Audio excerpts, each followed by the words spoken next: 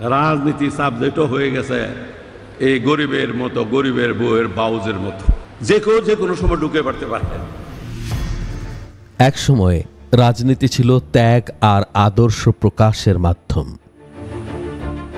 আজ রাজনীতি হয়ে উঠেছে বিনিয়োগের খাত। বিগত দিনগুলোতে দেখা গেছে নেতা নয়, জনপ্রতিনিধির বড় অংশই ছিল ব্যবসায়ী, জনগণের নয়। ক্ষমতা তখন ছিল গুটি কয়েক বিত্তশালীর হাতে। 1954 সালের পূর্ব পাকিস্তান পরিষদে ব্যবসায়ীদের সংখ্যা ছিল মাত্র 4%। 1973 সালে তা বেড়ে দাঁড়ায় 13%। 2008 সালে তা হয় 63%। আর 2018 সালের একাদশ জাতীয় সংসদে বিজয়ী এমপিদের মধ্যে 61.7%ই ছিলেন ব্যবসায়ী। জনগণের মনে এখনো শঙ্কার কালো ছায়া। আগামীতেও কি একই ঘটনা ঘটবে?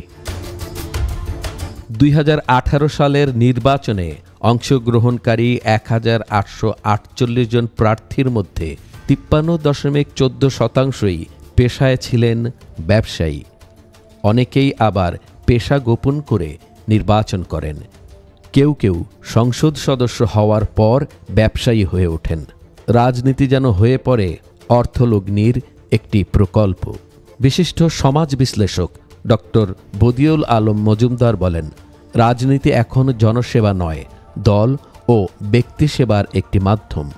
আর 2018 সালে ঢাকা বিশ্ববিদ্যালয়ের সমাবর্তনে প্রাক্তন রাষ্ট্রপতি আব্দুল হামিদ বলেন, রাজনীতি আজ গরিবের বউয়ের মতো, যে কেউ যখন খুশি ঢুকে পড়ছে। রাজনীতি সাবজেক্টও হয়ে গেছে এই গরিবের মতো, গরিবের বউয়ের বাউজের মতো, যে কেউ যে কোনো সময় ঢুকে পড়তে পারে।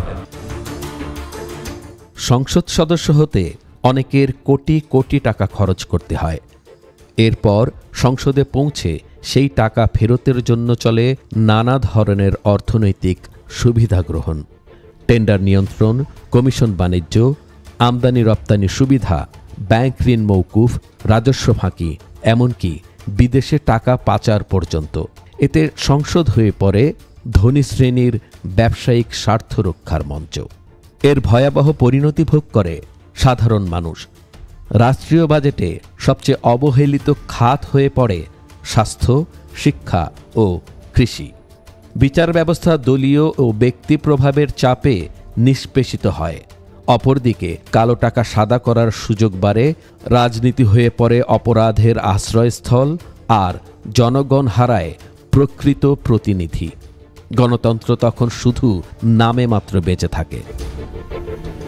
ল্যারি ডায়মন্ড তার বই দ্য স্পিরিট অব ডেমোক্রেসিতে লিখেছেন, good politics drive out bad politics, but only when good people stay. কিন্তু আমাদের দেশে চলেছে উল্টো চিত্র। ব্যবসায়ীদের আধিপত্যে সংসদ হয়ে উঠেছিল কার্যত এফবিসিসিআই এর বর্ধিত ইউনিট, যেখানে সাধারণ মানুষের প্রতিনিধি হয়ে ওঠা প্রায় অসম্ভব ছিল।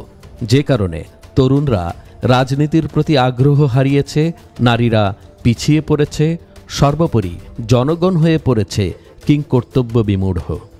কিন্তু এই অবস্থা চিরকাল চলতে পারে না। রাজনীতি কারো একার নয়, এমনটি জনতার মন্তব্য।